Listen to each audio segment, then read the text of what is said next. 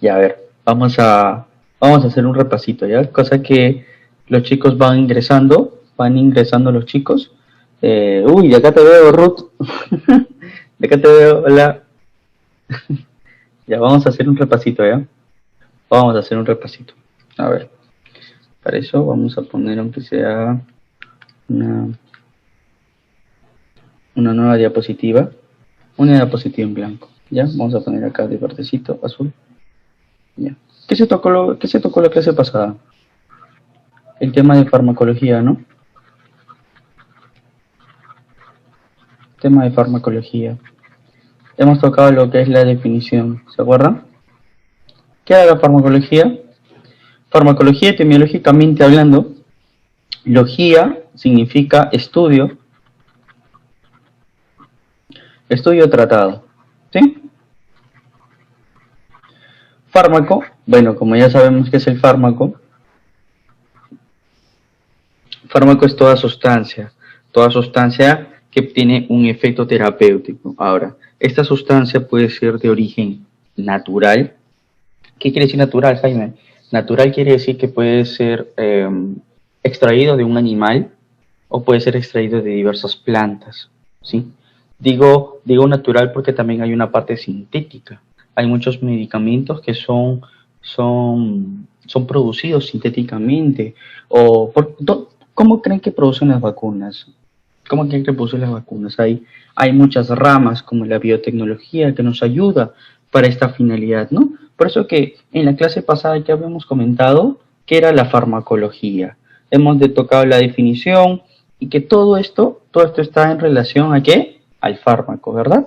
Entonces, algo muy importante de esto es que la farmacología de por sí es una ciencia muy amplia.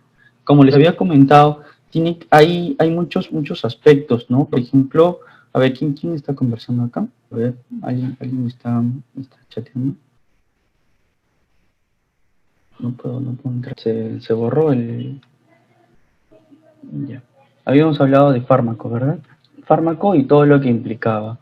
Recuerdan que cuando nosotros hablamos de farmacología, hablamos, por ejemplo, de química, hablamos de biotecnología, ¿sí? Hablamos de biotecnología, hablamos de muchas ciencias como la epidemiología, hablamos también de esta farmacología que se separa también en todo lo que respecta a farmacología, comienza con fármaco epidemiología, fármacoeconomía, farmacocinética, farmacodinamia, farmacogenómica. Todo esto te voy a preguntar. Genómica, farmacoinmunología, y así puedo seguir sucesivamente, ¿no? Podemos seguir. Vemos que esta farmacología es una ciencia muy amplia, ¿sí? Es una ciencia muy amplia que básicamente, chicos, se las he resumido en la clase pasada. Ahora, algo interesante de esto es que hemos definido, ¿no? Hemos definido y hemos visto qué es la importancia de la química, saber tu química orgánica. Muchas veces hay muchos fármacos que tienen cierta estructura y gracias a la comprensión de su estructura química se puede determinar ciertas reacciones adversas, ¿sí? Ciertas reacciones adversas. Gracias a la biotecnología podemos producir, a partir de ciertos microorganismos, podemos producir fármacos.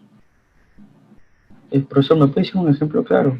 La insulina, ¿ah? La insulina. El profesor, ¿me puede poner otro ejemplo? Sí, las vacunas, podemos producirlas. Más que todos los medicamentos biológicos, ¿ya? Los medicamentos biológicos. La farmacoepidemiología nos ayuda a comprender por qué los fármacos normalmente están diseñados para pacientes de 70 kilogramos, ya que epidemiológicamente la gran mayoría de porcentaje, la gran mayoría de pacientes presentan este peso, más menos 10, ¿sí? Por eso es que por ejemplo, el medicamento que yo le doy a alguien de 70 kilogramos no va a ser igual a un paciente de, por ejemplo, de 100 kilos, ¿ya? A este tipo de situaciones, la farmacogenómica y la farmacocinética se encargan de poder personalizar la terapia. Por eso que hoy en día, chicos, se habla algo, hay un término bien interesante que es la medicina de precisión o la medicina personalizada. La farmacología hasta acá tenía un impacto, pero gracias a los avances científicos, esta personalización de la terapia ya se está denominando medicina personalizada. Muy aparte que se está viendo, por ejemplo, modelos farmacocinéticos en los cuales yo puedo determinar cuánto exactamente tengo que darle a un paciente, cuánto es la dosis y cuánto es la frecuencia, ¿sí? Hemos visto, ¿quién está conversando? A ver, hemos visto todo ese proceso, pero también, ¿qué hemos visto, chicos? ¿Qué más hemos visto? ¿Qué más hemos visto, aparte de la definición? Hemos visto algo que yo les voy a tomar en su examen, que es la farmacocinética, ¿no? ¿Quién me dice qué es la farmacocinética? Le subo 0.5 puntos. ¿Qué es la farmacocinética? A ver, Patricia, Ruth, José, ¿qué es la farmacocinética? Angélica, Yolanda. Solamente estoy dando un repaso de la clase pasada. La farmacocinética estudia lo que es el paso temporal del medicamento por el organismo. Y la farmacodinamia ya no ve el paso temporal, o sea, hay un término que se puede entender mejor. Por ejemplo, la farmacocinética es lo que el organismo le hace al medicamento y la farmacodinamia es lo que el medicamento le hace al organismo. Cuando el medicamento le hace algo al organismo, va a generar un efecto. Al efecto terapéutico se le conoce como farmacodinamia. Entonces, miren este gráfico. Yo tengo a un paciente, le voy a dar una dosis de un medicamento. Para la dosis del medicamento, este fármaco necesita pasar por ciertos fluidos biológicos. Y una vez que el fármaco ha pasado estos fluidos biológicos, va a ingresar a lo que se denomina biofase. ¿Qué es la biofase?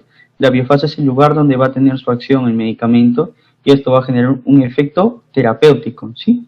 A estos dos puntos ve lo que es la farmacocinética. Y dentro de la biofase y el mecanismo de acción, lo va a ver la farmacodinamia, ¿ya? Estos puntos yo te voy a tomar en el examen, te voy a preguntar qué es farmacocinética y qué es farmacodinamia, ¿sí? Recordemos también, chicos, vamos a poner otra pantalla. Recordemos que también hemos visto lo que es el ACME en farmacocinética. ¿Recuerdan? A de absorción, D de distribución, M de metabolismo y E de excreción. ¿Sí? Tengo acá una persona, simplemente.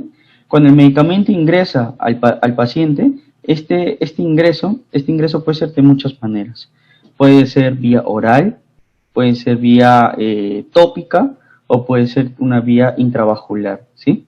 Normalmente, si usa a pacientes ambulatorios, usamos vía oral, por ejemplo. Y tópica, vía oral y tópica. En cambio, en pacientes hospitalizados, la mayor manera de administrar un medicamento es a partir de una vía intravascular, o sea, a partir de viales, por así decirlo, ¿no? Entonces, hemos comentado ello. Ahora, dentro de la absorción, el fármaco se va a absorber de muchas maneras. Va a haber una absorción total cuando es de manera inyectada, pero va a ser una absorción parcial cuando es vía oral. Y a todo ello hay un término que se denomina biodisponibilidad, ¿sí? Solo estoy haciendo un repaso. Una biodisponibilidad que se va a medir en porcentaje. Una vez que se ha absorbido, este medicamento se va a distribuir. Va a generar una distribución por todo el cuerpo. Una distribución. Ahora, dentro de la distribución hay un término. Así como que en absorción hay biodisponibilidad, en la distribución hay un término que se denomina volumen de distribución, ¿sí? Por ejemplo, te hago un ejemplo así chiquito nomás. Tengo acá un balde más grande y un balde mucho más grande. A este balde yo le agrego, este es 1 litro, esto es 10 litros y esto es 100 litros. A este le doy una dosis de 1 gramo A este le doy una dosis de 1 gramo y a este le doy una dosis de 1 gramo, ¿sí? Acá estamos, mira. Acá, ¿dónde creen que va a estar más concentrado? ¿Dónde creen que va a estar más concentrado el medicamento? En el punto A, ¿no? En este punto. ¿Y dónde creen que va a estar más diluido? En el punto B. Entonces, la distribución del medicamento está muy relacionada al volumen de distribución. El volumen de distribución quiere decir es el volumen que va a abarcar el medicamento. Cuando el volumen de distribución es menor, es porque no se va a ir a muchos órganos, va a permanecer en el compartimento central. ¿Qué quiere decir ello? Que va a permanecer más tiempo en sangre. En cambio, cuando el volumen de distribución es más amplio, quiere decir que llega, por ejemplo, a las vísceras, llega hasta los huesos, y no solamente se queda a nivel sistemático, ¿no? Entonces, cuando nosotros hablamos ahora de metabolismo, tenemos que hablar de dos cositas muy importantes. A estas cositas se le conoce como características farmacocinéticas. No, disculpen, características fisicoquímicas. ¿Qué quiere decir? Que el fármaco puede ser hidrofílico y el fármaco puede ser lipofílico. ¿Sí? Estos fármacos hidrofílicos, normalmente, yo como les comenté, los fármacos hidrofílicos pueden tener tienen un metabolismo renal y su eliminación es renal. Y los fármacos que tienen características físico-químicas, los lipofílicos, van a tener metabolismo hepático. ¿Qué quiere decir metabolismo? Metabolismo tiene que ver con un término muy importante, comienza con B, biotransformación. ¿Qué quiere decir ello? Yo tengo una molécula acá, yo tengo esta molécula, pero esta molécula es difícil de eliminar. ¿Qué es lo que voy a hacer? Los diferentes órganos, ya sea el riñón o ya sea el hígado, van a tener una serie de reacciones químicas, los cuales van a permitir que esta molécula tenga características fácilmente, o sea, que tenga ciertas características químicas que sea muy fácil su eliminación. A este proceso se le conoce como una biotransformación. Jaime, ¿dónde puede ocurrir eso? Si es un fármaco hidrofílico, funciona a nivel renal. Si es un fármaco lipofílico, funciona a nivel hepático. Entonces, aquí también nosotros de una u otra manera estamos hablando de la excreción, ¿no? Excreción del fármaco. La excreción del fármaco puede ser a nivel rectal, o sea, a nivel de las heces, a nivel de lágrimas, a nivel del sudor, también puede ser al nivel de la orina, ¿correcto? Entonces, hay muchas maneras de eliminar el medicamento, pero solo hay prácticamente dos maneras de metabolizarlo, a nivel renal y a nivel hepático, ¿sí? Entonces, este es un resumen, chicos, este es un resumen del resumen de lo que es la farmacocinética. ¿Qué habíamos mencionado? Chicos, que la farmacocinética es lo que el organismo le hace ¿a quién? Al medicamento, ¿sí? Quiero que te acuerdes de eso. A ver, recordemos, la farmacocinética, ¿qué es? Ya, es lo que el organismo le hace al medicamento. Entonces, vamos a ver ADME, el ADME, ¿ya? Acuérdate así, ADME, absorción, cómo el organismo lo absorbe, distribución, cómo el organismo lo desplaza, para dónde quiero el medicamento, metabolismo, el organismo, cómo voy a metabolizar o cómo voy a generar esta biotransformación, y la eliminación, cómo el organismo va a eliminar el medicamento, ¿sí? Entonces, esto es la farmacocinética. Eso comentamos la clase pasada. También comentamos un término muy importante, ¿recuerdan? La farmacodinamia. La farmacodinamia ya no es lo que el organismo le hace al medicamento, sino ahora, ¿qué es lo que el medicamento le hace al organismo? Y genera un efecto terapéutico. Claro, correcto, así es, sí, el efecto terapéutico. ¿Hay una manera de hacerlo? No, hay muchas maneras de hacerlo. A la manera principal o a la manera que se conoce en mayor cantidad se le conoce como mecanismos de acción. ¿Qué parte de la farmacología? Voy a preguntar esto, apunten esto por favor. ¿Qué parte de la farmacología ve? Ahí les voy a dar un tiempito para que escriban. ¿Qué parte de la farmacología ve el efecto terapéutico de un medicamento? la farmacodinamia, ¿sí? A través de un posible mecanismo de acción. Entonces, vamos a poner acá una gráfica así, una chiquita, no, ay, disculpen, pantalla en blanco. ¿Se puede ver? ¿Se puede ver así? No creo que se vea así. Listo, listo. Acá está, ya. Recuerda que nosotros vimos la farmacodinamia, ¿sí? Esta farmacodinamia ya no es mecanismo, no, medicamento y organismo. Ya no es lo que el organismo le hace al medicamento, esto ya no. A esto se le conoce como farmacocinética. Ahora, lo que el medicamento le hace al organismo se denomina farmacodinamia, a partir de mecanismos. A este tipo de mecanismo se llama mecanismo de acción, ¿sí? Mecanismo de acción. Ya habíamos comentado que este mecanismo de acción se basa en una interacción. ¿Entre qué? Entre un medicamento y un receptor. ¿Ya? A este tipo de receptor también se le conoce, pregunta de examen, también se le conoce como diana terapéutica. ¿Ya? Pregunta de examen, diana terapéutica o también se le conoce como target. ¿Ya? Ese está en inglés. Target. ¿Ya? Ese es el mecanismo de acción. ¿Sí? El medicamento tiene una asociación con un receptor y este receptor genera una respuesta, ¿sí? En la clase pasada les di ejemplos. Recuerdan que les mencioné, por ejemplo, el mecanismo de acción de la atorvastatina. ¿Recuerdan ello? Sí, les mencioné el mecanismo de acción de la atorvastatina. También les comenté el mecanismo de acción del omeprazol, de la ranitidina, ¿sí? O sea, les he dado varios mecanismos de acción. Entonces, con ello quiero recalcar que la farmacología es toda una ciencia amplia. Es una ciencia amplia que lo que me interesa, lo que a mí me interesa como profesor, me interesa que tú te aprendas qué es la farmacología, su concepto. Son 3 puntos que te voy a tomar el examen. Me interesa qué es la farmacología, que sepas el concepto, qué es un fármaco, cuál es la diferencia entre un fármaco y un medicamento.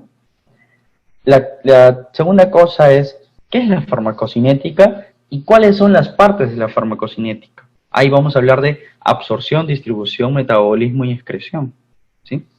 Otro punto, vamos a hablar de la farmacodinamia, cómo el medicamento hace su efecto, mecanismo de acción, ¿recuerda?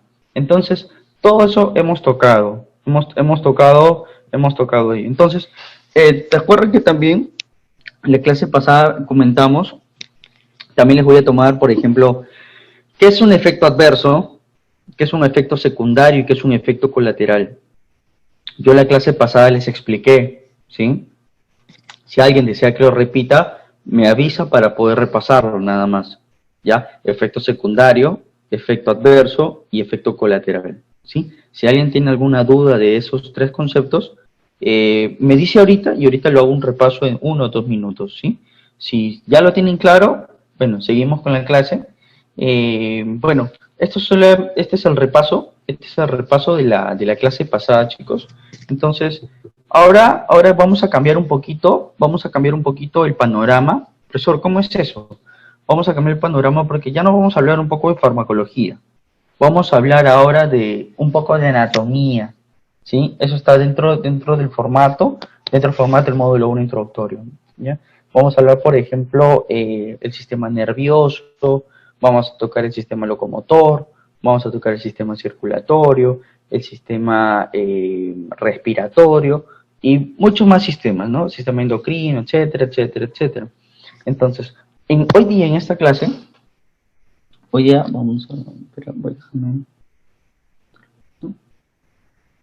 en esta clase, chicos, vamos a tocar un tema muy importante que es el sistema nervioso.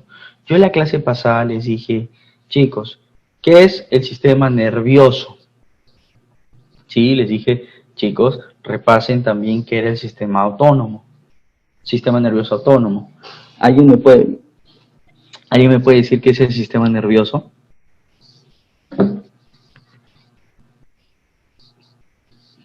Chicos, ¿qué es el sistema nervioso? Les dejé de tarea eso.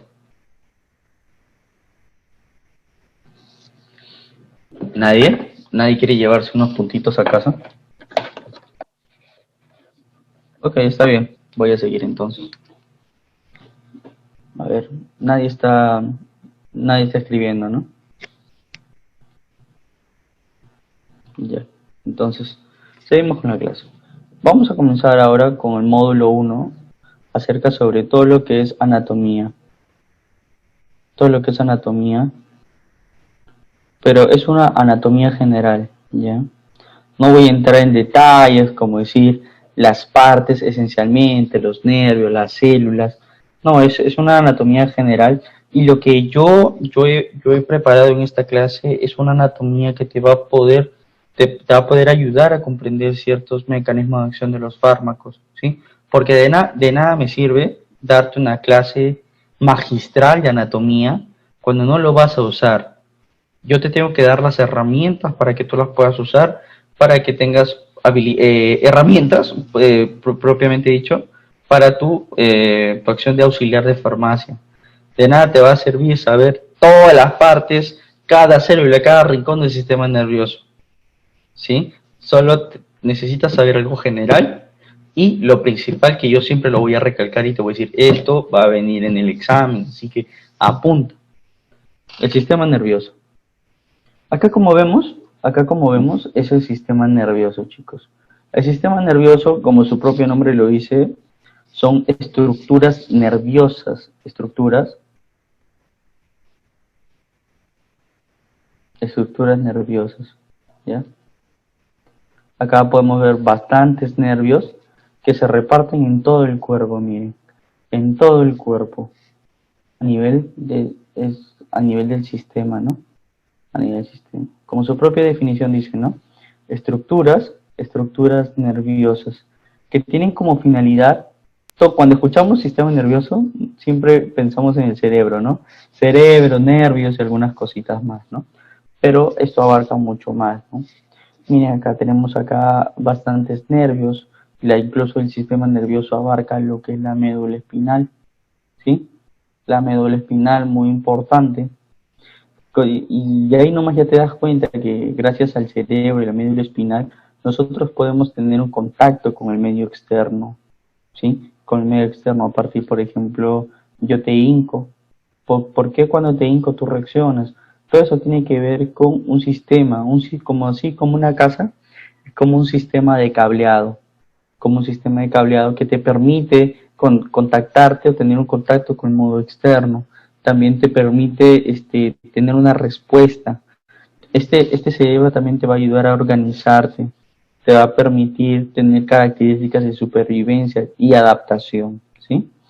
Por lo tanto, acá te va a ayudar a la supervivencia y a la misma adaptación. Entonces, cuando nosotros hablamos de un sistema nervioso, ¿qué entienden por sistema, chicos? ¿Ustedes qué entienden por sistema?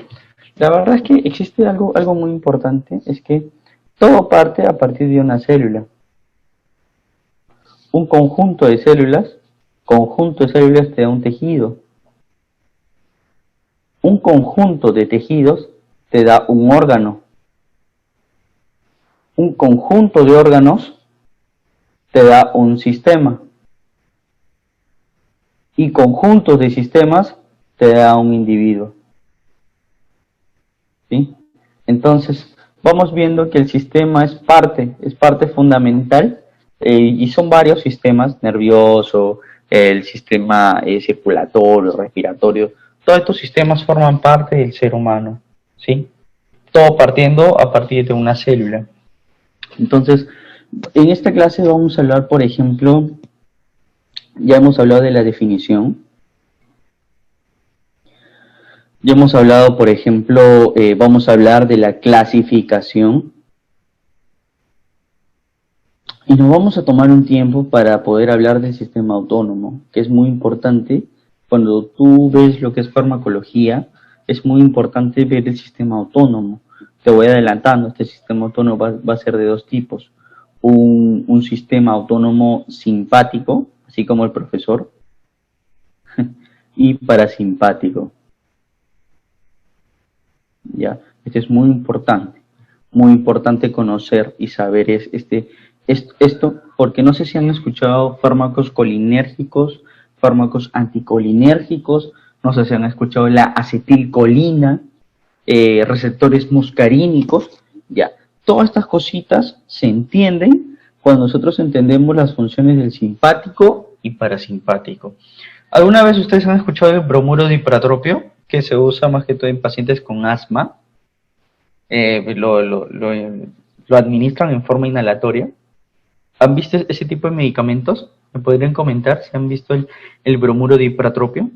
Así que también como el salbutamol muchas veces, o el bromuro de hipertropio también se usa bastante en pediatría. ¿Me podrían comentar si han escuchado de este medicamento? ¿Alguna han escuchado de la atropina? ¿Alguna han escuchado de la pilocarpina? Entonces, todo este tipo de medicamentos van a actuar aquí. Entonces, vamos a hablar un poco de la organización, de este sistema. Y esto es bien interesante porque todo parte de un sistema nervioso, ¿ya? Un sistema nervioso. Ahora, este sistema nervioso se va a dividir en dos. Uno central y uno periférico, ¿ya? Vamos a ponerlo acá de otro color.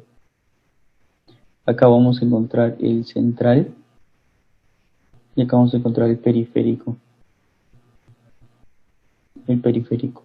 Cuando nosotros hablamos de central, hablamos de dos cosas más. Lo que es el encéfalo y lo que es la médula espinal. Claro está que el encéfalo abarca, por ejemplo, el cerebro, el cerebelo, el bulbo raquídeo, ¿sí? El sistema nervioso periférico tiene que ver, por ejemplo, con los ganglios y tiene que ver con los nervios craneales, ¿sí? Nervios craneales que son 12 y los nervios raquídeos que son 31, ¿sí? Esto, por ejemplo, yo no te voy a tomar esto, pero es muy importante conocerlo, ¿ya? Esto no va a venir en el examen, lo que va a venir en el examen es el gráfico que te voy a mostrar ahorita, pero esto es simplemente para que tengas un conocimiento que el sistema nervioso, así propiamente dicho, está compuesto por uno central y uno periférico. Nada más quiero que te acuerdes de eso. Uno central, Jaime. Ah, mira, estoy pensando en central. Ah, mi cabeza. ¿Qué hay en mi cabeza? El cerebro. Ah, ya, entonces debe ser el encéfalo. Cerebro, cerebelo y lo que es mi bulbo raquídeo. Ya, este es mi encéfalo. Oye, pero mi parte central también va bajando. Ah, por mi columna, entonces la médula espinal. Entonces, la parte central es mi encéfalo y mi médula espinal. Ah, y lo demás es el sistema periférico, la periferia de todo tu cuerpo. Los nervios ya sean craneales o raquídeos, y los propiamente llamados ganglios, ¿sí? Entonces, lo anterior me había separado en dos sistemas, un sistema nervioso periférico y un sistema nervioso central. Entonces, lo que va a venir ahora,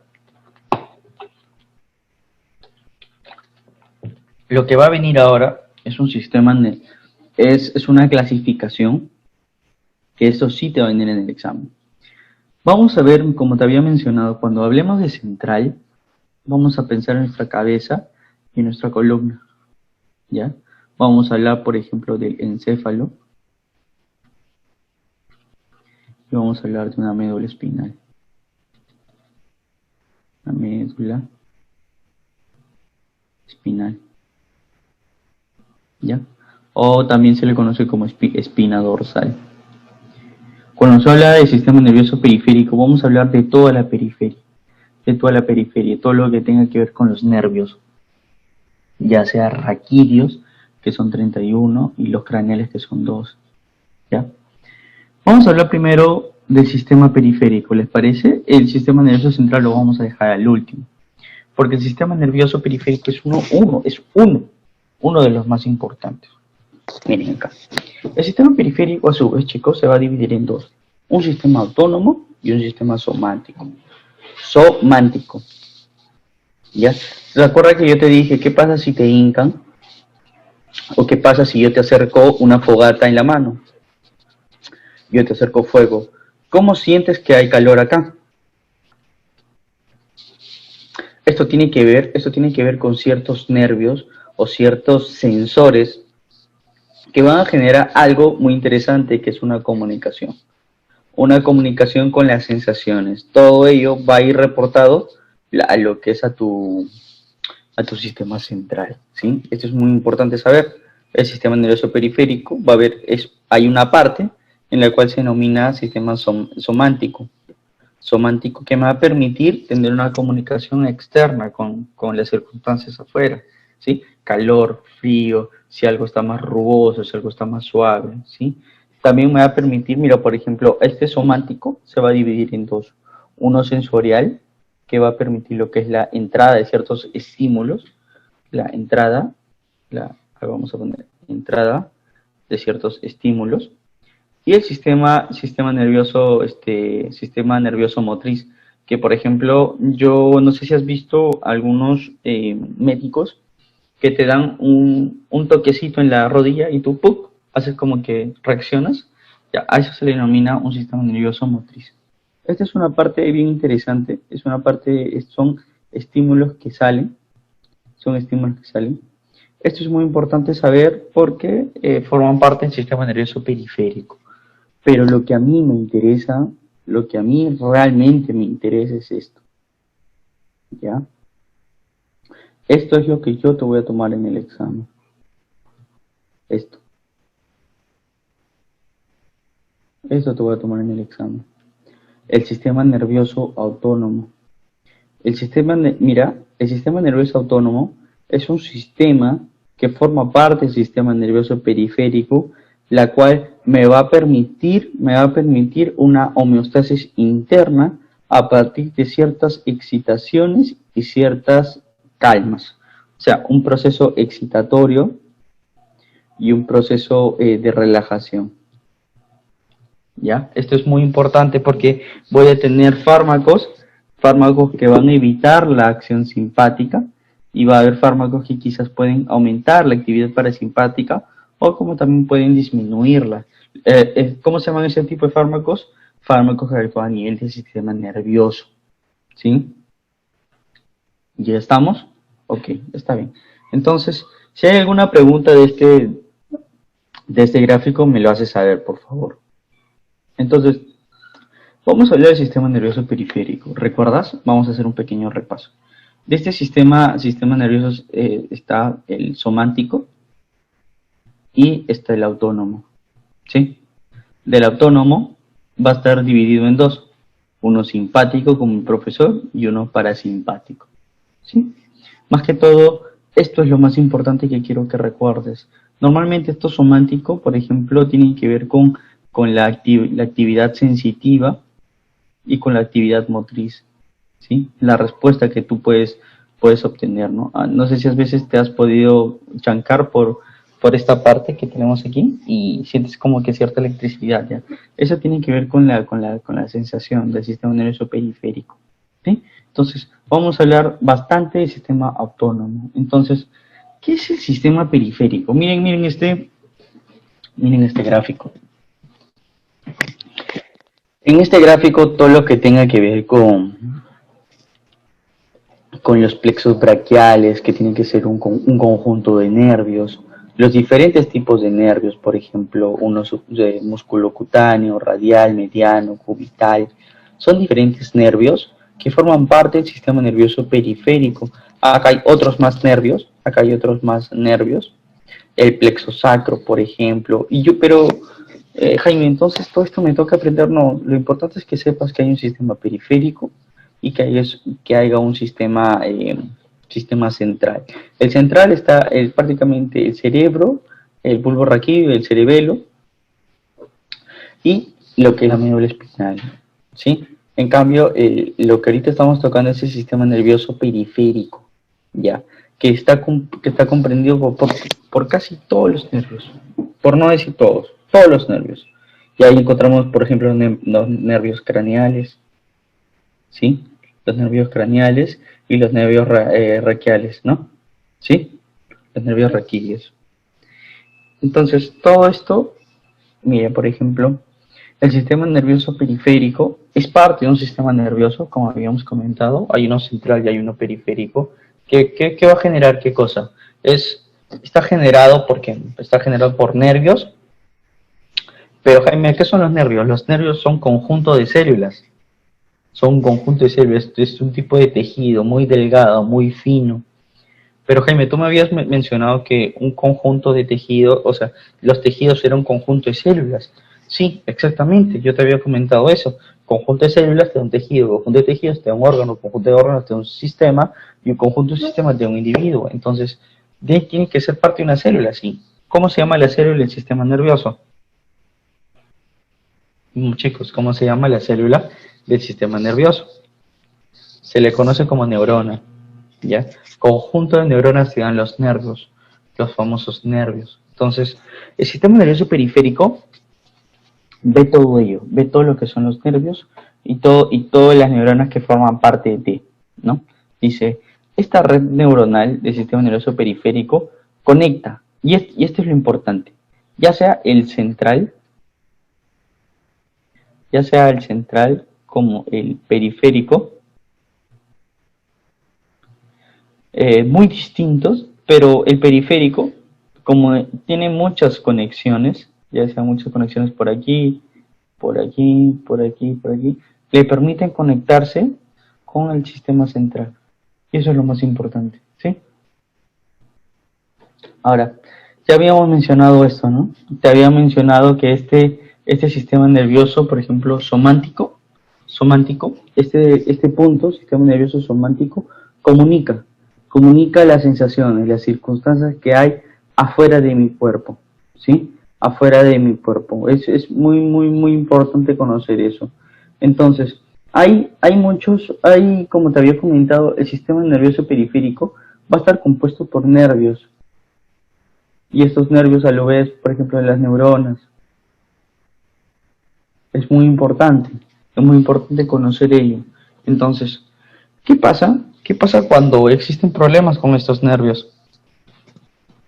Cuando nosotros hablamos de problemas a nivel del sistema nervioso central, vamos a hablar de problemas a nivel de la cabeza, de lo que hay dentro de la cabeza, lo que es el cerebro, el tronco encefálico, por ejemplo, el bulbo raquídeo, el cerebelo. Pero cuando nosotros hablamos de problemas a nivel periférico, ya sea en mis brazos, en mis pies, podemos hablar, por ejemplo, del famoso síndrome de túnel carpiano. Eso normalmente a veces le pasa a los bateristas, o sientes que a nivel del nervio medio, el ligamento carpiano lo que hace es una opresión a nivel de este nervio, y va a generar como que un entumecimiento de la mano, ¿sí? Hay enfermedades también, chicos. Hay enfermedades que pueden afectar el sistema nervioso periférico. Jaime, ¿me puedes dar un ejemplo? Sí, claro. Por ejemplo, el síndrome de Guillain-Barré. El síndrome de Guillain-Barré que hace ya un año, más o menos un año, estuvo muy famoso, porque las personas de Piura, las personas de Tumbes le empezaron a dar, incluso de Lima, le empezaron a dar lo que es el síndrome de Guillain-Barré, cuando el paciente ya no puede ni moverse. Sí, ya no siente. En ese momento yo me acuerdo que estaba rotando yo por neurología. Algo interesante es que existen otro tipo de enfermedades como la diabetes mellitus, que una de las complicaciones es la polineuropatía. ¿Qué quiere decir ello? Que las descargas, que la comunicación entre célula y célula se va a atrofiar. Es por ello que tú, no sé si alguno conoce algún paciente o alguna persona con diabetes, le va a mencionar, oye, siento punzadas en mi mano, siento punzadas en mi pie. Entonces a eso se le llama neuropatía. Entonces hay ciertas condiciones que van a generar un efecto a nivel del sistema nervioso periférico. ¿Sí? Eso es lo que quería comentarles en esta diapositiva. ¿Alguien tiene alguna pregunta?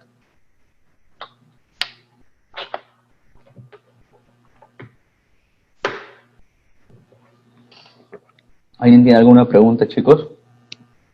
¿No? Sigo. Ok. Entonces, ¿qué habíamos mencionado? Habíamos mencionado esto, que existe en el sistema periférico, existen dos clasificaciones.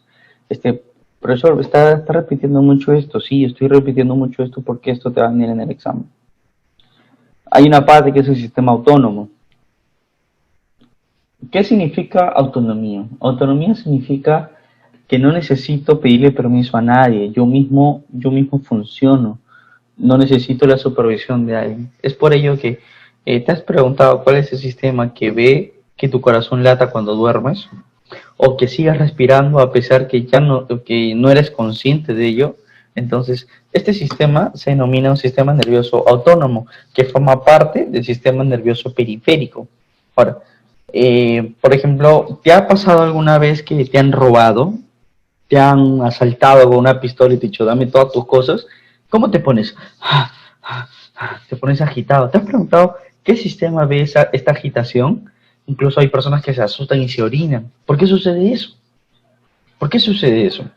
A toda esta sensación, incluso una vez que ya te roban, imagínate, te robaron, dicen, señora, cálmese, que todo esto, Ruth, cálmate, Yolanda, cálmate, Angélica, cálmate, Yolanda, etcétera, etcétera, etcétera, le dicen, cálmate, tú empiezas a calmarte.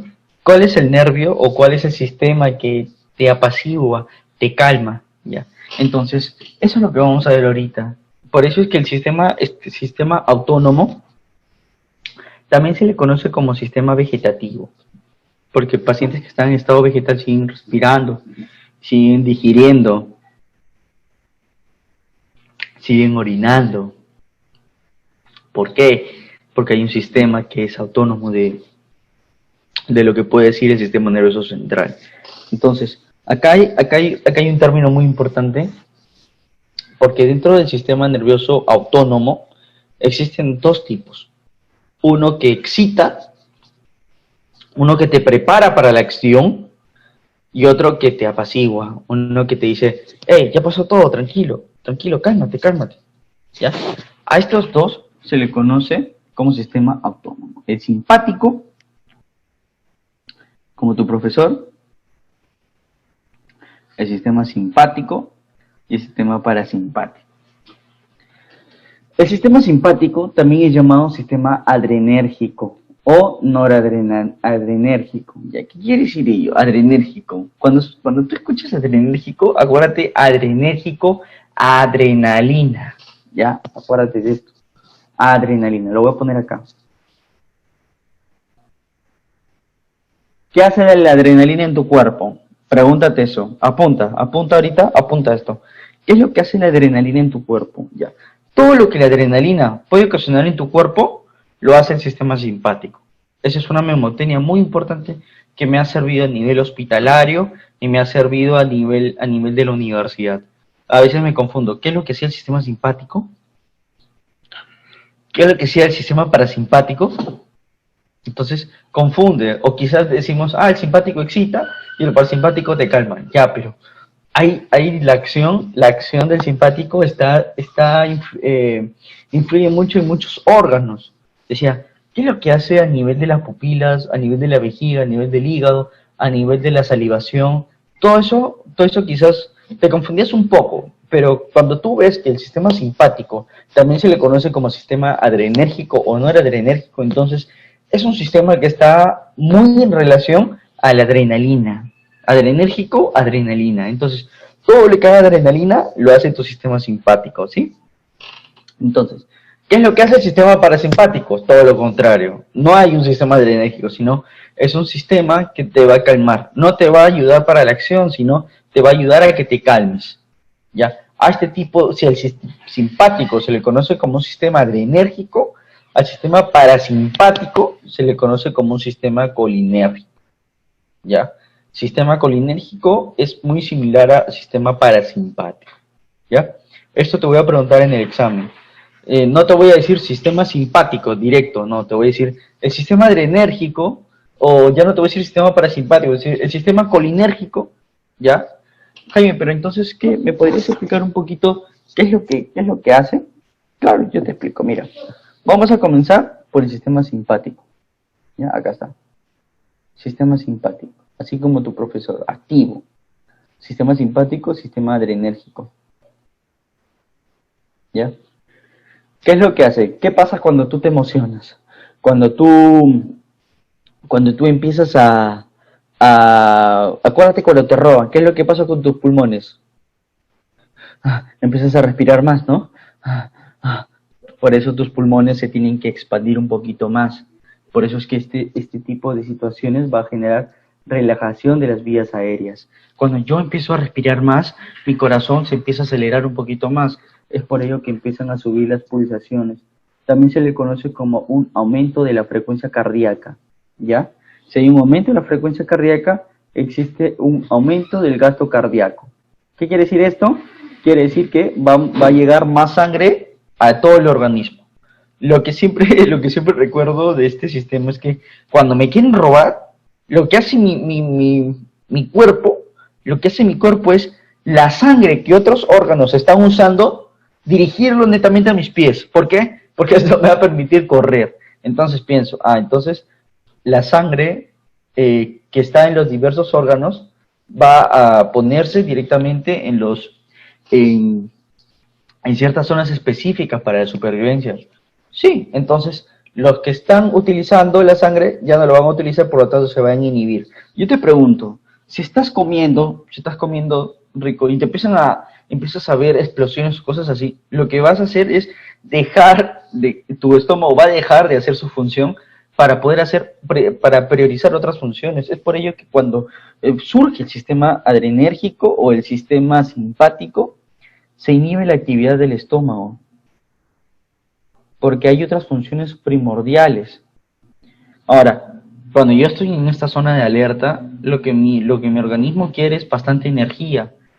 Cuando yo hablo de glucosa, hablo de energía. ¿Cuál es el órgano que produce glucosa? El hígado. Por eso es que el hígado va a producir bastante glucosa para poder obtener energía en ese momento. Como te había comentado, no solamente se inhibe la actividad del estómago, sino toda la actividad que corresponde. Por ello que también digo que se va a inhibir la actividad intestinal. ¿Sí? Se va a inhibir la actividad intestinal. Y recuerda que esto es un sistema adrenérgico. ¿Dónde se produce esta adrenalina? En las glándulas suprarrenales. ¿Y eso dónde está? Eso está en los riñones. Está justo arribita de los riñones. Por eso es que en los riñones se va a secretar la epinefrina y la norepinefrina. O sea, la adrenalina y la noradrenalina. ¿Es correcto? Ahora, yo te pregunto. Cuando a veces te asustas, hay personas, o cuando las personas tienen miedo, ¿has visto que las personas se orinan? Oye, ¿qué pasó? Te estás orinando. O a veces cuando agarras un perrito que está bien asustado, lo levantas y empieza a orinar. Es por ello que el sistema simpático lo que hace es, te relaja la vejiga. Te va a relajar un poco la vejiga y posiblemente te orines. Como posiblemente también no te orines. ¿Sí? Posiblemente te orines y posiblemente no te orines, ¿no? Pero lo que va a pasar es que vas a promover la relajación de la vejiga. Jaime, pero me ha pasado que me han robado y empiezo a salivar mucho, ¿sí? Tu boca se pone seca. Porque incluso hay personas que ya no pueden ni hablar. Esto, inhibición de la salivación. Y tus pupilas se van a dilatar. Tus pupilas se van a dilatar porque va a haber mayor flujo de sangre a nivel de tu cabeza, porque, oye, tu cerebro es el que más energía va a consumir, porque ese momento tú vas a decir, oye, me voy para acá, ¿qué voy a hacer? ¿Ya? Entonces, el sistema simpático adrenérgico va a generar una dilatación de las pupilas, vas a dilatar las pupilas, ¿ya? Vas a relajar las vías aéreas y ya te he demostrado cada uno de todos ellos, ¿no? ¿Sí? Como te había mencionado, el sistema simpático es cuando estás en plena acción. Y cuando estás en acción puede haber un proceso de eyaculación o contracciones vaginales también. Jaime, ya, gracias, me has explicado todo esto muy bien, pero ¿por qué me explicas esto? Porque todo lo contrario sucede en el parasimpático. En el parasimpático empiezas te relajas. Cuando te relajas, tu corazón deja de latir. No es que deje de latir totalmente, sino ralentizas las pulsaciones, disminuyes de parte de la frecuencia cardíaca. Si disminuye la frecuencia cardíaca, tus pulmones ya no están dilatados, sino están un poquito contraídos. Contracción de las vías aéreas. Cuando tú estás relajado, empiezas a salivar mucho más. Tus pupilas ya no están dilatadas, sino ya hay una contracción de las pupilas. ¿Ya? hay una contracción de las pupilas. Cuando ya estás relajado, ya no necesitas mucha glucosa. Entonces tu hígado, ¿qué pasa? Deja de producir esta glucosa, ¿sí? Si ya la sangre que tenía que transportarla a todo mi organismo por causa de una acción, ahora ya estoy relajado, los mismos órganos, ya sea a nivel gástrico o a nivel intestinal, siguen haciendo sus funciones normal. Por ello es que el sistema parasimpático lo que va a hacer es estimular de nuevamente el estómago y el nivel del intestino, ¿no? Empieza, oye, ¿sabes qué? Ya pasó el problema, sigue funcionando mejor. Si la anterior era una relajación de la vejiga, ahora va a ser una contracción de la vejiga, ¿sí? Contracción de la vejiga, ¿ya? Y bueno, todo esto quería comentarte. Por eso es que el sistema parasimpático se conoce como un sistema antagónico, sistema antagónico del sistema simpático. Por qué te recalco mucho esto? Porque existen, por ejemplo, si a este tipo de sistema se le conoce como el colinérgico, hay medicamentos anticolinérgicos. O sea, si digo anticolinérgicos es porque tiene efecto simpático. Jaime, ¿cómo así? Te doy un ejemplo, te doy un ejemplo así bonito. Te doy un ejemplo muy bonito. Yo una vez estaba caminando por la calle y de repente veo un perrito que lo han envenenado. Lo envenenan normalmente con venenos organofosforados, ¿ya? Estos venenos organofosforados lo que permiten es que se libere la acción de la acetilcolina, ¿ya? La acetilcolina, ¿ok? Cuando nosotros hablamos de sistema parasimpático, para que pueda relajar, eh, para que se pueda relajar el sistema parasimpático necesita un mediador químico que es la acetilcolina. Esta acetilcolina va a ciertos receptores que se denominan receptores muscarínicos y generan toda esta acción de contracción, todo ello, etc. Ahora, ese es el efecto colinérgico que tiene los venenos organofosforados. Y el perrito, ¿sabes lo que tenía? El perrito lo que tenía era... El perrito, su corazón empezaba a dejar de latir. El pulmón se contraía y no le dejaba respirar correctamente. Estamos viendo ahí, hay ciertas acciones de... Voy a ponerle otro color. Vamos a ponerle otro color. Ahí vemos el efecto a nivel del pulmón, a nivel del corazón, del sistema colinérgico. En ese momento vino una veterinaria y me dijo, hay que darle esto, hay que darle... ¿Y saben lo que le daban? Le daban para evitar este envenenamiento y evitar que se produzca una muerte por cardiorrespiratoria, una muerte cardiorrespiratoria, le daban lo que era atropina. Y la atropina es un medicamento anticolinérgico, ¿sí? La atropina es un medicamento anticolinérgico que evita que las vías aéreas se contraigan y que la frecuencia cardíaca disminuya, haciendo todo lo contrario, relajando y aumentar las pulsaciones, ¿sí? Por eso es muy importante saber qué es el sistema simpático y parasimpático. El parasimpático se le conoce como colinérgico y el sistema simpático se le conoce como adrenérgico. Ahora, aquí, Jaime, otro ejemplo que me puedas dar, otro ejemplo que te doy es muy importante.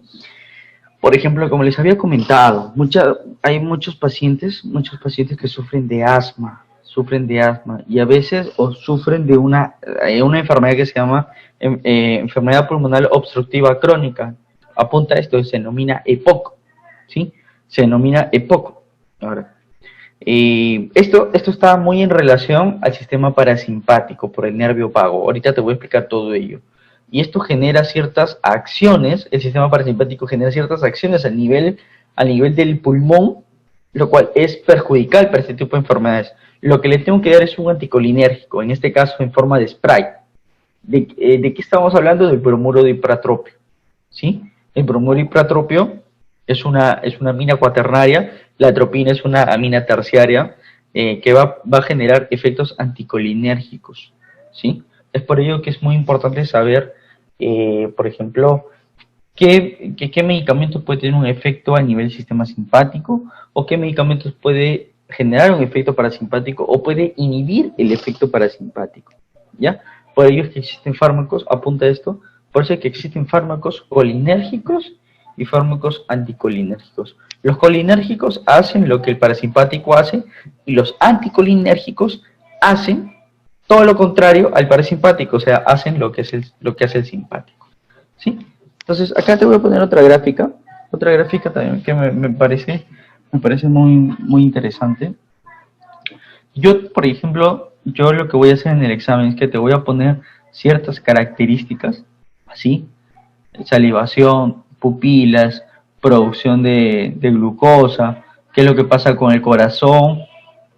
Yo te voy a poner varios tipos y te voy a decir, marca la alternativa correcta con respecto a las acciones del sistema parasimpático. ¿Sí? Es muy importante saber y conocer ello. ¿Ya? No te voy a preguntar cosas específicas como eyaculación, erección. Yo te voy a preguntar netamente 4 cositas. No, de 4 a 5 cositas. Miren, te apunta esto.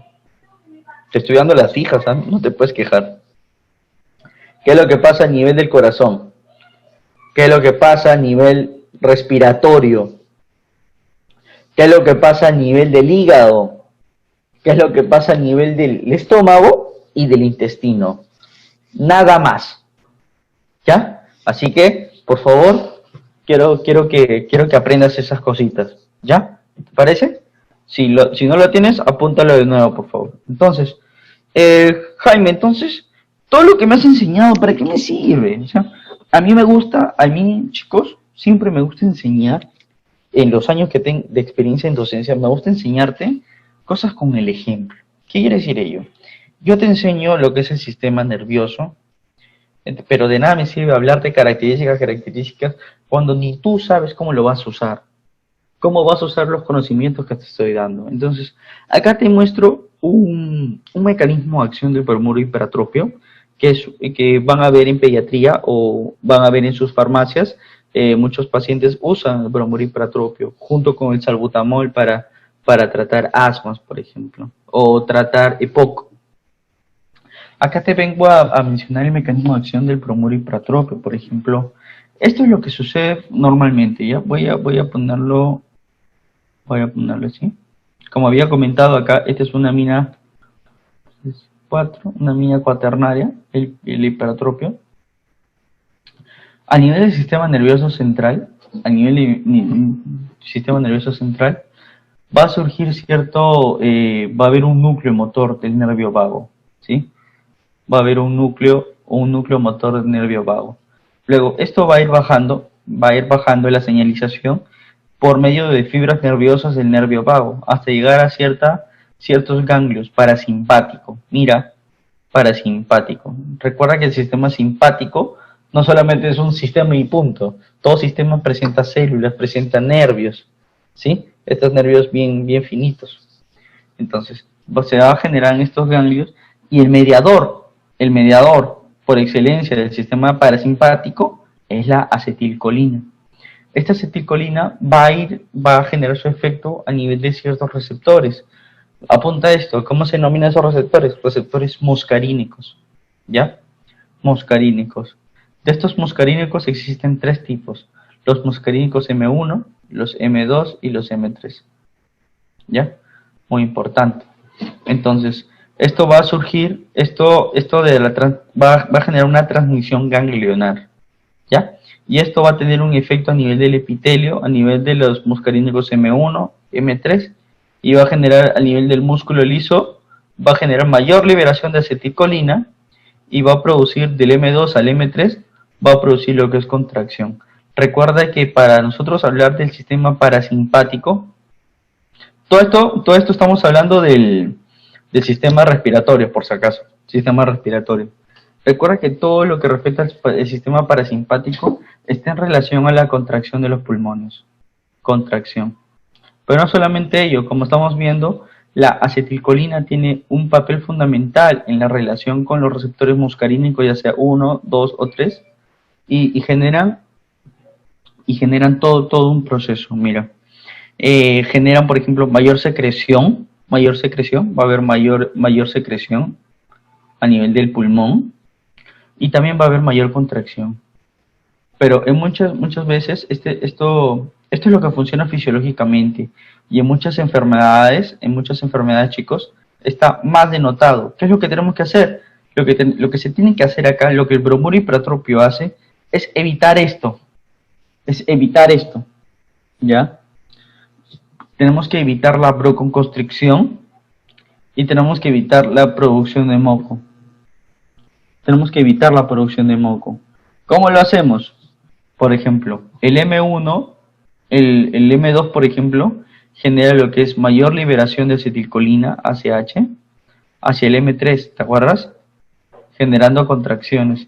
Y el M3 genera propiamente la broncoconstricción. Entonces, este bromuro hipertrópico lo que va a hacer es evitar, se va a unir a estos receptores muscarínicos. Este bromuro hipertrópico se va a unir a ciertos receptores muscarínicos, lo cual no va a dejar que la acetilcolina haga su acción, ¿no? Ya sea en M1, M2 o M3, la bromuro hipertrópico se une a los receptores muscarínicos y evita que la acetilcolina tenga su acción. Entonces, estamos viendo que acá ya los medicamentos pueden tener una acción anticolinérgica, ¿sí? Parasimpática tiene que ser colinérgica. Todo lo contrario, anticolinérgica. Entonces, el bromuro hipertrópico tiene una acción anticolinérgica, ¿sí? Es muy importante saber, chicos, que para yo elegir un medicamento, para yo poder elegir, este medicamento va a ser el mejor, no, el otro, es muy importante saber cuál es la fisiopatología de la enfermedad. Hay ciertas, por ejemplo, en unidad de cuidados intensivos, hay una cierta afección que cuando te chancas la cabeza, cuando va a haber un trauma encefalocraneal, te empieza al día siguiente, a los 2 días, te empieza a dar bastante fiebre. Las presiones, tus presiones empiezan a elevarse a 190, 200, 250, 240, y tú estás así y así. Le dan antihipertensivos, pero no funciona. No funciona, chicos. Estos antihipertensivos le das alodipino, le das captopril, enalapril, nitroprusiato, no funciona. Entonces tú te preguntas, ¿qué está pasando? ¿Por qué? ¿Qué es lo que está sucediendo? Lo que sucede es que en este tipo de pacientes, al haber tenido un choque en la cabeza, su sistema nervioso se ha afectado y lo que va a producir, por ejemplo, son bastantes catecolaminas que van a actuar. Estas catecolaminas van a actuar a nivel de receptores beta 1 y beta 2 a nivel del corazón y va a generar mayores contracciones, por lo tanto mayor gasto cardíaco y mayor presión, ¿sí? Entonces, el medicamento apropiado ahí sería un beta bloqueador, como un propranolol, por ejemplo, un propranolol o un bisoprolol o un beta no selectivo. Justo yo me topé con eso. A esto se le conoce como hiperactividad paroxística simpática. Si quieres, búscalo. Hiperactividad paroxística simpática, que tiene que ver que el sistema simpático se empieza a descontrolar. Entonces, el sistema simpático, ¿cuál es el mediador? ¿Acetilcolina? No, ese era el parasimpático. El simpático está mediado por adrenalina. Ahora, a esta adrenalina, ¿dónde va a actuar? ¿En qué receptor? Receptor beta. ¿Y qué es lo que puedo dar? Un bloqueador beta. Y por ello es que es fundamental, chicos, es fundamental conocer cuál es la fisiopatología de la enfermedad. De esta manera digo, por eso es que el primera clase le dije que es la atención al cliente o al paciente. ¿Cuál es el mejor medicamento para el paciente? ¿Sí? Es muy bueno conocer la enfermedad. Acá te he traído un cuadro comparativo. Mira, ya sea en el EPOC, ya sea en el asma, estas dos afecciones pulmonales se caracterizan por obstrucción del flujo aéreo, ¿sí? E incluso procesos inflamatorios. Las células que están implicadas son distintas, ¿ya? Las vías comprometidas también son distintas. Ahora, los mediadores inflamatorios o los mediadores de contracción, netamente del EPOC, está el tono colinérgico. En cambio, aquí en el asma también, pero hay más de 50 mediadores más.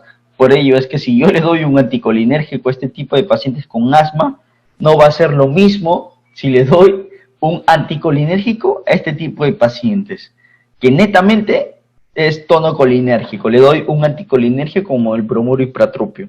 ¿Te das cuenta? Entonces, los fármacos más eficaces para este tipo de situaciones son los anticolinérgicos, porque esto está muy estudiado, que una fisiopatología dilucidada me permite tener una afinidad en cuanto a la terapia. En cambio, en el asma son los beta 2 como el salbutamol, por ejemplo. Pero eso no quiere decir que no sirva. Realmente, cuando yo hago anticolinérgicos y beta-aderenérgicos, como el beta 2 aderenérgico, vamos a ver mejor funcionalidad de los pulmones y reduce lo que es la necesidad de hospitalización. Incluso cuando yo uso los dos, ya sea un anticolinérgico como el bromuro de ipratropio y el salbutamol, voy a permitir que el salbutamol ya no se eleve la dosis, sino tenemos dosis equiparables. Por ello es que disminuimos los efectos secundarios de los adrenérgicos. Y esto es muy, muy importante, chicos, es muy importante de notarlo. Ahora, algo también que es importante, ya te he hablado del sistema anticolinérgico, ¿sí? Anticolinérgico. Ahora, quiero mostrarte esto. Entonces, Jaime, ¿por qué me explicas todo esto? Te explico todo esto para que que tomes conciencia que conocer el sistema simpático y parasimpático es muy importante dentro de la farmacología, porque eso te va a dar herramientas al decir, mira, este es un fármaco que tiene un efecto colinérgico. Entonces, ¿qué efectos estoy esperando que produzcan en el paciente? ¿Que orine más? ¿Que orine menos? ¿Que le falte el aire? ¿Que no le falte el aire? ¿Su visión? ¿Su salivación? ¿Sí? Algo muy importante cuando se habla del sistema nervioso central es que va a existir ciertos problemas a nivel del sistema nervioso central entre el proceso de sinapsis. Algo que aprendí en salud mental es que una de las enfermedades más comunes a nivel del sistema nervioso central es la esquizofrenia, ¿sí? La fisiopatología de la esquizofrenia se basa en la liberación descontrolada de una de las vías de la dopamina, que es la vía nigroestriada, ¿sí? La vía nigroestriada produce descontroladamente dopamina. Se va a su receptor D2, acá de la neurona, acá como estamos viendo, miren acá, va a liberar esta vía de la liberación de dopamina, va a liberar esta dopamina a su receptor D2, y esto lo que va a producir en las neuronas colinérgicas, va a producir efectos colinérgicos. ¿Sí? Colinérgicos. ¿Cuáles son los efectos colinérgicos? Te hago la pregunta. Entonces, tú dices, colinérgico será todo lo que tenga que ver con el sistema parasimpático. Y todo ello produce lo que son los famosos efectos extrapiramidales.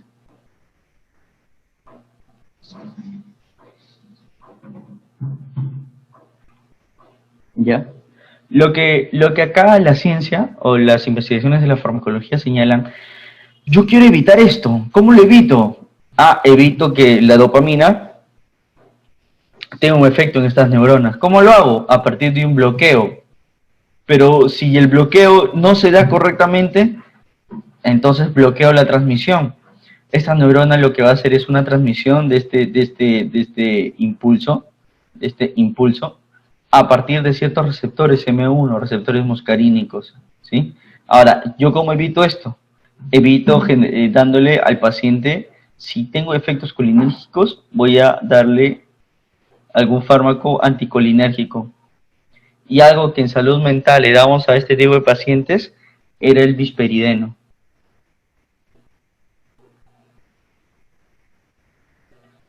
El bisperideno es un anticolinérgico que evita, tiene una afinidad por los receptores M1, los bloquea. Una vez que los bloquea, lo que hace es evitar la sintomatología que causa la producción excesiva de dopamina, ¿sí? La producción excesiva de dopamina. ¿Y esto? ¿Y esto qué sucede? ¿Esto qué sucede? Entonces, la acetilcolina, acá está, mira, esta es la acetilcolina, esta es la acetilcolina, esta es la acetilcolina, no va a poder ejercer su efecto, no va a poder ejercer su efecto a nivel de los receptores M1, no va a poder, ¿por qué? Porque esos receptores ya están bloqueados por un anticolinérgico, como el bisperideno, que se usa bastante en salud mental, chicos. Entonces, de esta manera evitamos los efectos extrapiramidales, ¿no? Los efectos vamos a socorrer, extrapiramidales, ¿sí? Entonces, ya te vas dando cuenta que esto es esto es todo un proceso de aprendizaje, chicos. Este es un proceso de aprendizaje y es importante reconocer la actividad de mi sistema simpático y de mi sistema parasimpático, ¿sí? Porque hay muchos más medicamentos.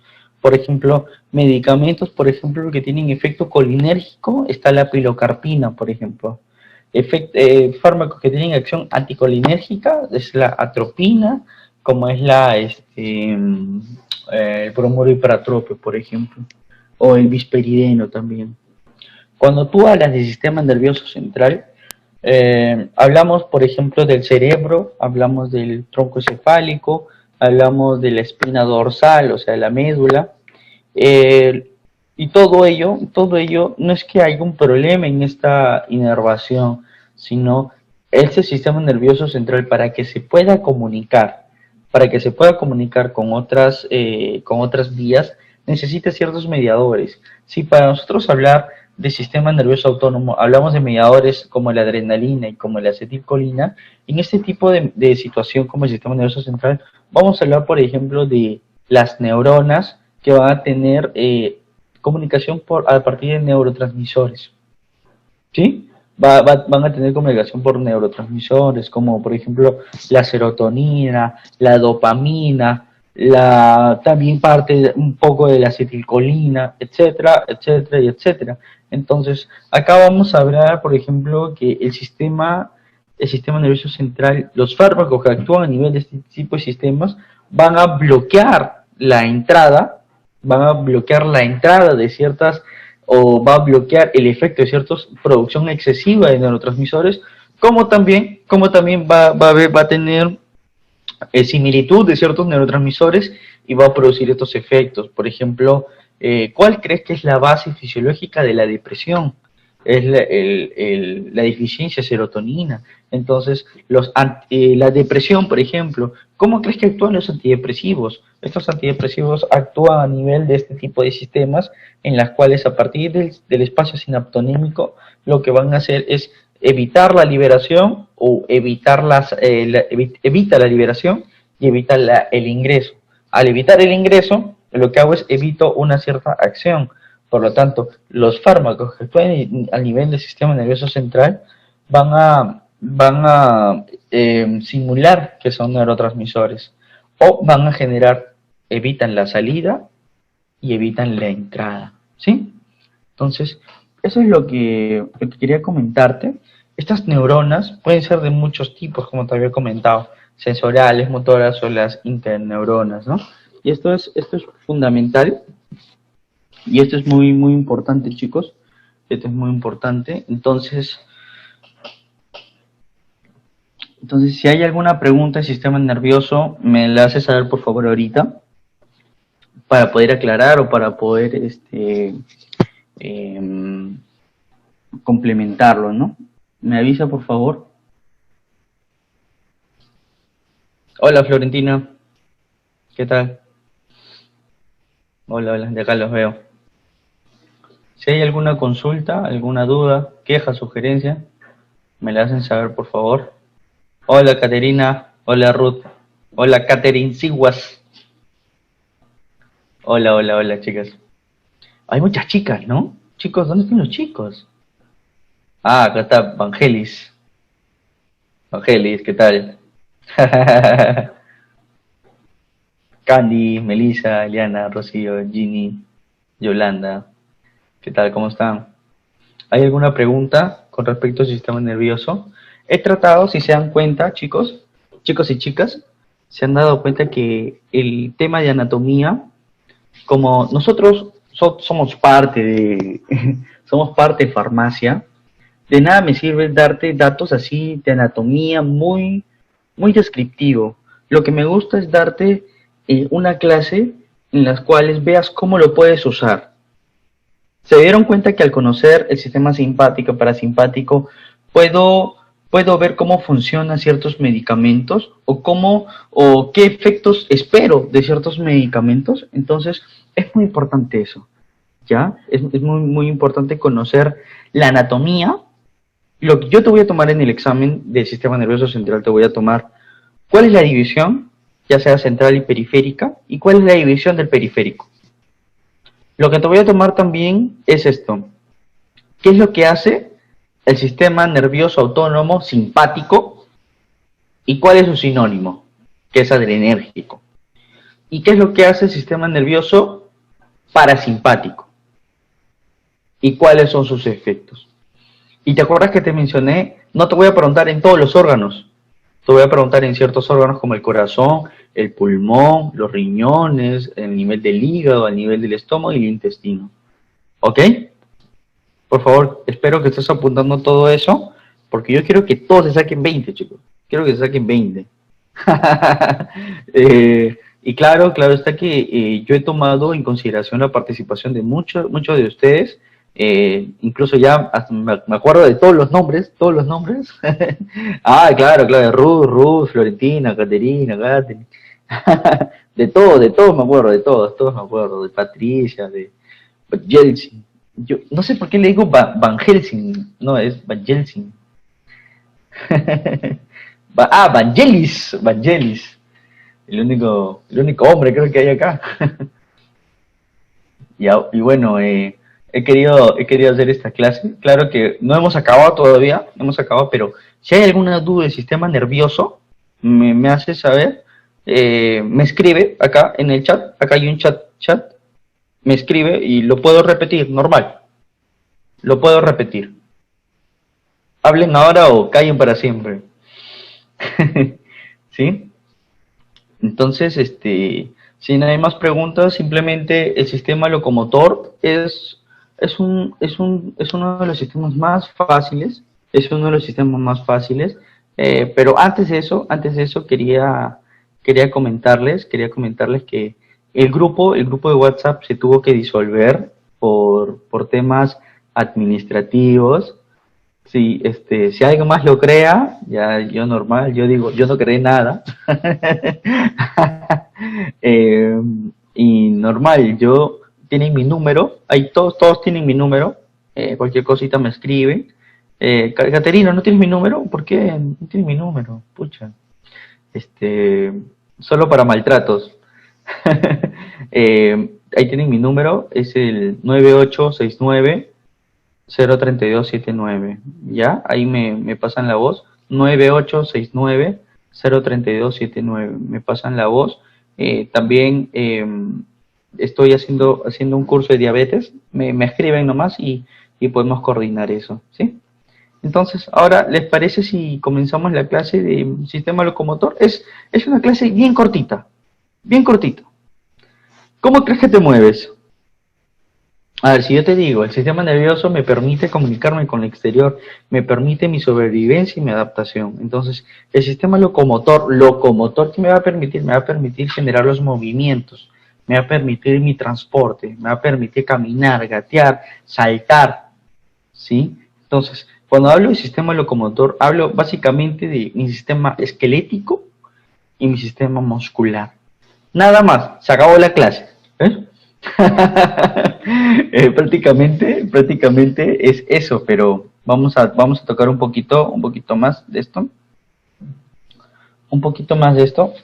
En este sentido, chicos y chicas, cuando nosotros hablamos de sistema locomotor, vamos a hablar del sistema esquelético y vamos a hablar del sistema muscular. Al sistema esquelético también se le conoce como esqueleto. ¿Cuántos huesos son? 206 huesos. Y al nivel de muscular, bueno, existen muchos tipos de músculo, ¿ya? Cabe destacar que existen, por ejemplo, células musculares, y estas células, conjunto de células, generan el mismo tejido, y este tejido a su vez genera un órgano. El órgano es el órgano locomotor, el órgano muscular, ¿sí? Entonces, todo esto es sencillo, muy práctico de entender. Netamente, por ejemplo, acá lo que vamos a ver es los procesos de contracción. Procesos de contracción. Es muy importante, es muy importante. Ahora, quiero mencionarte ciertos fármacos que pueden actuar en este sistema, ¿te parece? Ahora, a nivel del sistema esquelético pueden actuar, por ejemplo, disculpe señorita, siento que mis huesos se están descalcificando. Ah, ya, toma tu suplemento de vitamina C o tu vitamina D. Toma tu suplemento para fortalecer los huesos, ¿ya? Entonces, este tipo, o tu, ¿cómo se llama esto? Tu ácido, ahorita me acuerdo, es un tipo de medicamento que se usa para fortalecer los huesos. Tiene un nombre de emperador, ¿no? Alejandrino, ácido alejandrónico, creo. Sí, el, el medicamento alejandrónico, que sirve para fortalecer los huesos. Ahora, conocer este tipo de sistemas esqueléticos también me va a permitir. ¿Te acuerdas que te dije que todo medicamento se le da en una dosis? A esta dosis tiene que pasar líquidos biológicos. De estos líquidos biológicos tienen que pasar una biofase, que es el sitio donde generan su mecanismo de acción y generan un efecto, ¿verdad? Eso es sencillo. Entonces, ¿qué pasa? ¿Qué pasa, queridos chicos? ¿Qué pasa si yo tengo una infección a nivel de los huesos? La famosa osteomielitis. O tengo artritis. ¿Cómo me aseguro que el medicamento llega a los huesos? ¿Sabes quién ve eso? Ve la farmacocinética. La farmacocinética te ve que no sea el medicamento, el mejor medicamento, sino que sea el medicamento más eficaz en cuanto a la llegada del medicamento. Porque de nada me sirve dar, este es el mejor medicamento, pero y al final, la hora de la hora no llega, es por las puras. Por las puras les damos ese tipo de medicamento. Entonces, el sistema esquelético nos va a permitir conocer qué son las células óseas, el tejido óseo, los huesos. No, sería en vano, chicos, la verdad es que sería en vano que yo te mencione todos los huesos. ¿Ya? Todos los huesos. Lo que me interesa que sepas del sistema esquelético es que la composición, que es calcio, hay muchos medicamentos, por ejemplo las fluoroquinolonas, no sé si han escuchado del ciprofloxacino. Ciprofloxacino, levofloxacino o moxifloxacino tiene mucha afinidad por el calcio. Se genera un proceso de quelación, se le conoce así, un proceso de quelación que va a permitir que se unan al calcio. ¿Cuál es el órgano que tiene más calcio? ¿No es el hueso? Por lo tanto, este tipo de medicamentos, este tipo de antibióticos propiamente dicho, son muy buenos para ciertas infecciones a nivel de los huesos. Te das cuenta que conociendo la composición del hueso puedo inferir de una u otra manera la llegada del medicamento. Sí, correcto. Entonces, también va a existir muchos medicamentos que van a tener su efecto secundario en promover el desgaste de los huesos. Por ejemplo, los glucocorticoides pueden generar, a largo plazo pueden generar lo que es artritis o pueden generar lo que es la osteomielitis o el desgaste de los huesos, ¿sí? Esto es muy importante. Eso es con respecto, chicos, al músculo esquelético. Cuando nosotros hablamos del músculo esquelético, digo, del esqueleto, del sistema óseo, cuando se habla del sistema muscular, esto es muy importante porque existen un sinnúmero de músculos. Pero yo te hago una pregunta, ¿cuál es la finalidad del músculo? ¿Comer? ¿Estirarse? ¿Contraer? Sí, eso. La finalidad del músculo es la contracción. Para hacer contracción va a haber por así decirlo, va a haber todo un fenómeno de contracción y relajación por parte de ciertas proteínas. Existen dos tipos de proteínas, apunta esto, va a venir en tu examen. Va a ser la actina y la miosina. ¿Ya? Voy a apuntarlo aquí para que no te olvides. A ver. La actina y la miosina. ¿Ya? La actina y miosina van a ser proteínas que gracias al proceso de contracción va a generar un cierto movimiento. Va a generar un cierto movimiento que va a permitir el desplazamiento de las fibras musculares. En la otra diapositiva voy a comentar un poquito más, pero quiero denotar que la finalidad del músculo es darnos rigidez, darnos control, el caminar y sobre todo darnos la capacidad del desplazamiento, ¿sí? Entonces, en ese tipo de musculatura van a existir ciertos tipos de músculo: el músculo estriado, músculo esquelético y el músculo cardíaco, ¿sí? El músculo esquelético es el músculo que está pegado a los huesos, es un músculo muy largo, es fibras muy largas, ¿ya? Fibras muy largas y muy delgadas. Incluso hay fibras delgadas y más o menos gruesas. En cambio, el músculo estriado es aquel, también se le conoce como músculo visceral, es aquel que está por las vísceras. Es un músculo que tiene las células ya no tan largas, sino células cilíndricas compactas, ¿sí? Y el músculo cardíaco es un músculo especializado. ¿Dónde creen que está? Ese es el famoso miocardio, es el músculo que está al nivel del corazón. Jaime, pero entonces, ¿por qué separan el corazón de las demás musculaturas? Es que la contracción, por ejemplo, tú estás caminando y de la nada tu brazo se alza. O sea, genera una contracción. O imagínate que estás caminando y de la nada tus pies se contraen y saltas. Uy, y te dicen, oye, ¿qué pasó? ¿Por qué estás saltando? No, es que no sé qué tengo. Y como que todos te van a mirar raro, ¿no? Por lo tanto, el músculo estriado y esquelético no presentan lo que se denomina autonomía. Ya, vamos a poner acá, autonomía. No presentan esta autonomía de poder generar contracciones sin ningún esfuerzo. Y esto es lo que tiene el músculo cardíaco. El músculo cardíaco, a diferencia del esquelético y del músculo estriado y esquelético, es que el músculo cardíaco presenta lo que es la autonomía. Puede generar contracciones sin necesidad de algún estímulo. A esto se le conoce como el famoso ciclo cardíaco.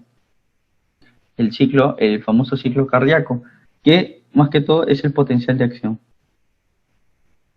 Potencial de acción de ciertas células especializadas.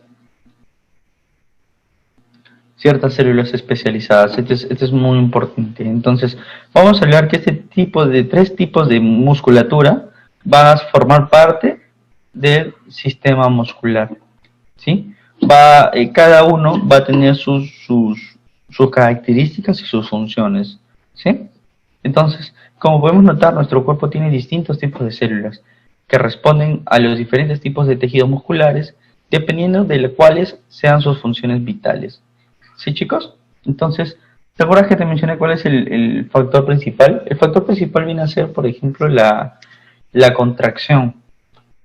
Acá tenemos a la actina, esto es lo verdecito, y tenemos a la miosina.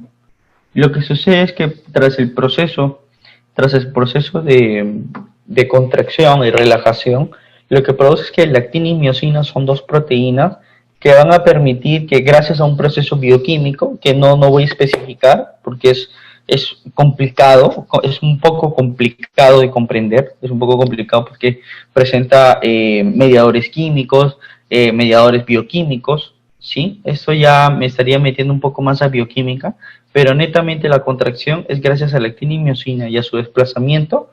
Tanto la actina y miosina se unen y van a generar un desplazamiento de los filamentos. Miren este desplazamiento. Y es en este momento que se genera el desplazamiento. Ahora, ¿por qué te comento todo esto? Porque hay fármacos que van a evitar este tipo de situaciones. Los fármacos antiespasmódicos,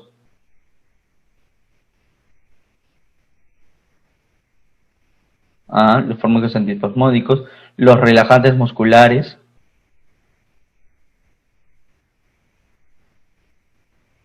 como la orfenadrina, por ejemplo. Tarea, dígame un fármaco antiespasmódico. ¿Ya? Fármaco antiespasmódico. ¿Ya? Relajantes musculares pueden actuar a este nivel. ¿Qué otro tipo de fármaco puede actuar a nivel del sistema muscular? Bueno, los famosos antiinflamatorios también pueden actuar, ¿no? Entonces, acá te he dejado un pequeño texto interesante, un pequeño texto donde dice, la contracción muscular se puede explicar como el desplazamiento de los miofilamentos, es decir, la cabeza de la miocina. ¿Dónde está la miocina? Esta es la cabecita, mira. Esta es la cabecita. La cabeza de la miocina, la cabeza de la miocina se ancla a la actina. Esta cabecita se ancla a la actina, a lo verdecito, produciéndose así el desplazamiento. Cabe decir que la contracción muscular está regulada por el calcio, el ATP y el magnesio, aunque se desconoce por qué el magnesio causa contracción en múltiples músculos después de la muerte. Esto está bajo investigación. Entonces, estas contracciones es muy importante saber. Cuando nosotros hablamos o cuando escuchamos mencionar contracciones, siempre acuérdate de un ion. ¿Qué? ¿De ion? No, de un ion. El ion calcio. Cuando se habla de ingreso de calcio a nivel celular, estamos hablando de contracción. A ver, ¿por qué me dices todo esto? Porque hay ciertos fármacos que van a generar contracciones. Así como hay fármacos que relajan el músculo, hay fármacos que lo van a contraer. ¿Has escuchado de la digoxina? Esta digoxina es un medicamento ionotrombo positivo y cronotrombo positivo. Es un digitálico que dentro del mecanismo de acción es ingresa lo que es calcio a nivel celular, y esto produce mayor acumulación de calcio, y esta acumulación de calcio genera contracciones. Normalmente esta digoxina se usa, por ejemplo, en insuficiencia cardíaca congestiva, cuando el corazón es insuficiente, cuando el corazón no puede bombear suficiente sangre, no puede llevar toda la sangre, generar el gasto cardíaco a todo el organismo, se genera este tipo de situaciones, ¿sí? Otro tipo de musculatura existen a nivel de las arterias, a nivel de las venas. Es por ello que ciertos medicamentos antihipertensivos son bloqueadores de calcio. Son bloqueadores de calcio dihidropiridinas. Voy a apuntar eso. Fármacos antagonistas de calcio